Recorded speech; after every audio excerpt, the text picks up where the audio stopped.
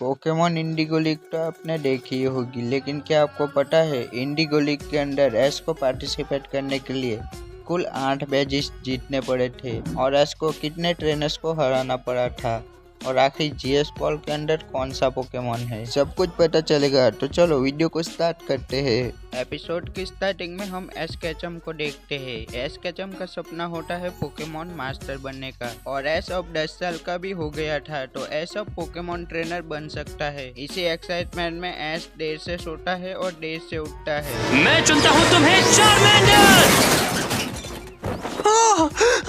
इसी चक्कर में एस प्रोफेसर ओक के पास देर से पहुंचता है। वहाँ पे एस की मुलाकात होती है प्रोफेसर ओक के पोते गैरी ओक से। गैरी नहीं, गैरी सर कहो। और ये गैरी इतना निकम्मा होता है कि वो एस की जलाने में कोई कसर नहीं छोड़ता। अब प्रोफेसर ओक एस को अपनी लैब में लेके आ जाते हैं, जहाँ पे एस को अपना पहला पोकेमॉन मिलने वाला था, लेकिन पहले ही सभी पोकेमॉन को उनके ट्रेनर ले जा चुके होते हैं। एस प्रोफेसर ओक से कहता है कि मुझे कोई सा भी पोकेमॉन चलेगा, बस जिंदा होना चाहिए। फिर क्या था, प्रोफेसर ओक एस के हाथों में थमा देते हैं एक पोकेबॉल और उस पोकेबॉल के अंदर से निकलता है हमारा पिकाचू और पिकाचू आते ही एस की वाट लगा देता है।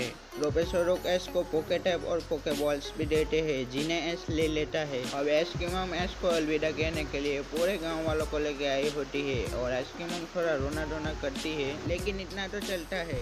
और जाते जाते पिकाचू एस की मम और सारे गाँव वालों को निपटा के जाता है और एस पिकाचू को घसीटते हुए निकल पड़ता है अपनी जर्नी पे, क्योंकि ये साला पिकाचू एस के साथ जाने के लिए तैयारी नहीं थी। जाते जाते रास्ते में एस को एक पीजी दिखता है। एस उस पीजी को पकड़ना चाहता था, इसलिए एस अपने पिकाचू को उसके साथ बैटल करने को बोलता है, लेकिन नालायक पिकाचू मना कर देता है। ना समझ एस बिना सोचे समझे पीजी के ऊपर अपना पोकेबॉल फेंक देता है। पीजी पोकेबॉल के अंदर तो आता है, लेकिन वापस से बाहर निकल जाता है, क्योंकि इस मनबुद्धि को पता ही नहीं होता है कि पोकेमॉन को पकड़ने के लिए उसे पहले कमजोर करना पड़ता है। अब एस पीजी को पकड़ने के लिए दूसरा तरीका आजमाता है, लेकिन एस उसमें भी बुरी तरीके से फेल हो जाता है। एस को ऐसी हालत में देख के नालायक पिकाचू को बहुत मजा आ रहा होता है, लेकिन अब एस को भी पता नहीं क्या सोचता है। वो पीजी को पत्थर मार देता है, लेकिन वो पीजी होता ही नहीं है, वो स्पीरो होता है। अब स्पीरो एस और पिकाचू के ऊपर अपना अटैक कर देता है, लेकिन पिकाचू अपना थंडरबोल्ट से स्पीरो को हरा देता है। अब स्पीरो को भी अपनी हार बर्दाश्त नहीं होती है और स्पीरो अपने बंदे लोग को बुला लेता है। अब इतने सारे स्पीरो को तो एस और पिकाचू नहीं हरा सकते थे, तो एस और पिकाचू भागने लगते हैं।